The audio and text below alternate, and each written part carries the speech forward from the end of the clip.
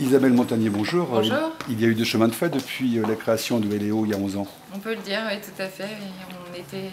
On a démarré à 2 personnes et on est 17 aujourd'hui, avec une vingtaine de salons récurrents à l'année.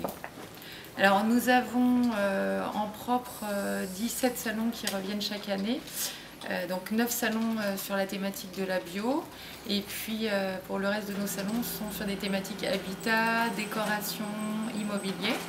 Donc ça pour la partie salon grand public.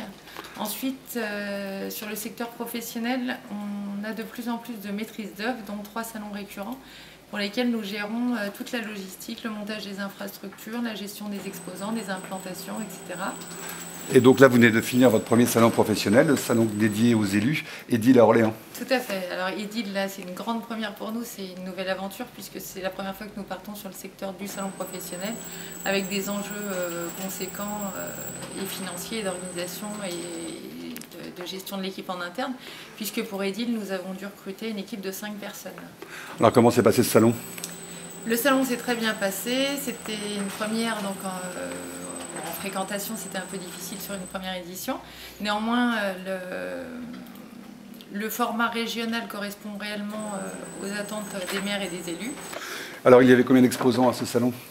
Alors pour cette première, il y avait quand même 130 exposants, donc nationaux et régionaux. Donc, il y avait aussi des interventions, des colloques. Il y avait, on avait réuni une 60aine d'ateliers, conférences et tables rondes, avec donc sur les ateliers des thématiques liées aux préoccupations de la région, et puis des grosses tables rondes et conférences avec des intervenants de renommée qui sont venus intervenir sur... Des Saumurois notamment. Des Saumurois. Alors les Saumurois nous ont beaucoup aidés dès le départ, dès la création d'un point de vue. On a constitué un petit comité scientifique. On avait notamment les 2 députés saumurois, Jean-Charles Taugourdeau et Michel Piron, mais également la conseillère régionale Sophie Saramito qui nous a énormément soutenus et apporté des idées sur les thématiques et sur le choix des intervenants.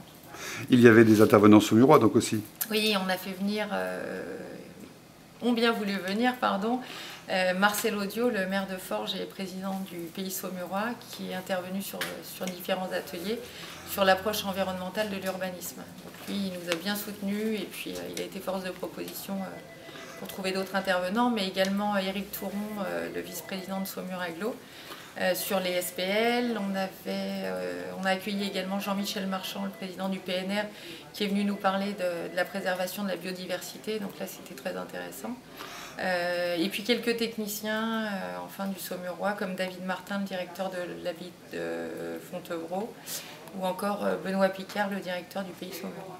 Donc c'est un salon presque saumurois. C'était pas un salon saumurois, mais on a pu compter sur le Saumurois en tout cas. Une bonne base. Et vos projets? Nos projets, donc là, concernant ces salons Édile pour les collectivités, donc nous démarrons en 2012 le salon Édile Pays de la Loire qui se déroulera à Nantes en 2012. Et puis nous continuons sur la lancée d'Édile Centre à Orléans également en 2012, en juin 2012.